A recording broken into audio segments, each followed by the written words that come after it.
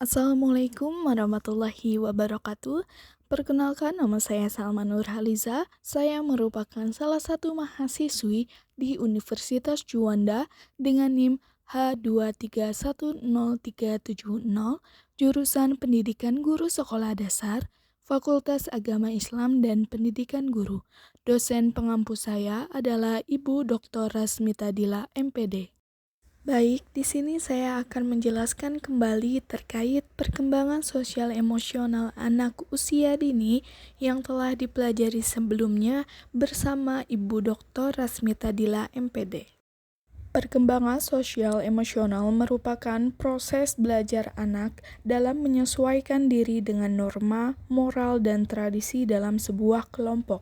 Adapun manfaat dalam pembelajarannya, yang pertama meningkatkan kepercayaan diri pada anak, yang kedua berhasil di sekolah, yang ketiga dapat mengelola stres dan kecemasan, yang keempat berteman dan mempertahankan persahabatan, dan yang terakhir memperoleh kesadaran akan perasaan orang lain.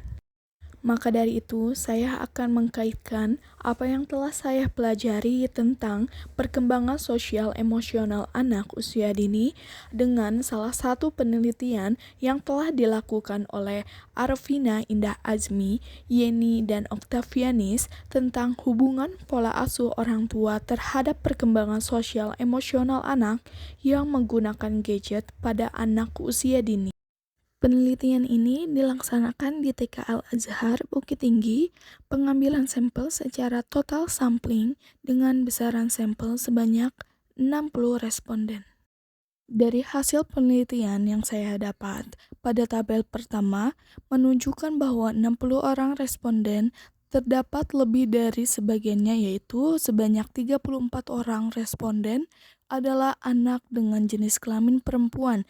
Separuh responden adalah anak dengan pendidikan orang tua SMA atau sederajat, serta persentase pekerjaan orang tua terbanyak adalah ibu rumah tangga, yaitu sebanyak 21 orang.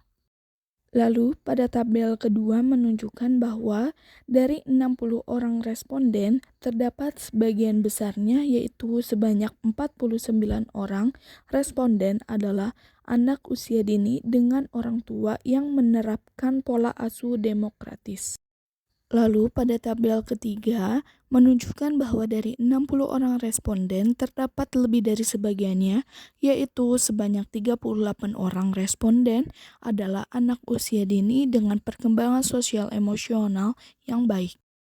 Selanjutnya, pada tabel keempat menunjukkan bahwa dari 7 orang responden dengan pola asuh orang tua otoriter, terdapat kurang dari sebagiannya, yaitu sebanyak 3 orang atau 42,9% responden adalah anak dengan perkembangan sosial emosional cukup.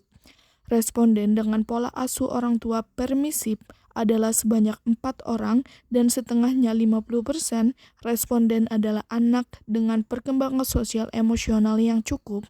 Dan dari 49 responden dengan pola asuh orang tua demokratis, terdapat lebih dari sebagiannya, yaitu sebanyak 35 orang atau 71,4% responden adalah anak dengan perkembangan sosial emosional yang baik. Selanjutnya, saya akan menjelaskan terkait tabel yang telah dijelaskan sebelumnya. Dampak dari penggunaan gadget: yang pertama, anak cenderung kurang bergerak, sehingga berdampak pada hambatan perkembangannya. Lalu yang kedua, gangguan tidur, yang dimana anak menggunakan gadget di kamar tidur berdampak pada penurunan prestasi belajar mereka. Yang ketiga, penyakit mental. Sejumlah studi menyimpulkan bahwa penggunaan gadget yang berlebihan merupakan faktor penyebab meningkatnya laju depresi, kecemasan, defisit perhatian, autisme, gangguan bipolar, dan gangguan perilaku pada anak. Selanjutnya, orang tua dengan pola asuh demokratis dalam penggunaan gadget pada anak usia dini. Orang tua yang menerapkan pola asuh demokratis terhadap penggunaan gadget pada anak usia dini, yaitu orang tua yang cenderung menerapkan interaksi dan komunikasi dua arah, memberikan kesempatan dan bimbingan dalam penggunaan gadget serta memberikan batasan dengan penjelasan dalam penggunaan gadget, cenderung memiliki anak yang terhindar dari dampak penggunaan gadget. Secara emosional, anak terlihat lebih tenang dan suka berinteraksi dengan teman-temannya.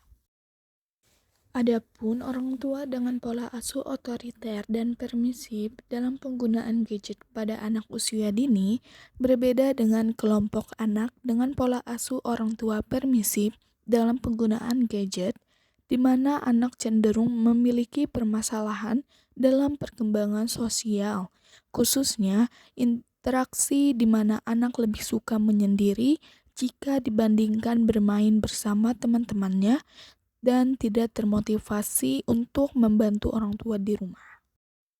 Pada penelitian ini juga ditemukan sebagian kecil anak dengan pola asuh orang tua demokratis, namun menunjukkan perkembangan sosial emosional yang cukup dan kurang, serta anak dengan pola asuh orang tua otoriter dan permisif, namun menunjukkan perkembangan sosial dan emosional yang baik. Kesimpulannya, pola asuh orang tua berhubungan dengan perkembangan sosial emosional anak usia dini yang menggunakan gadget. Hal ini menunjukkan bahwa anak usia dini yang menggunakan gadget harus diberi pola asuh yang tepat, di mana orang tua selalu memberikan pengawasan dan bimbingan terhadap anak yang menggunakan gadget, karena penggunaan gadget bagi anak akan memberikan dampak yang positif jika mendapatkan pola asuh dan bimbingan yang tepat, namun memberikan efek negatif jika kurang mendapatkan bimbingan dan kontrol dari orang tua. Sekian dari saya. Jangan lupa subscribe, like, and comment.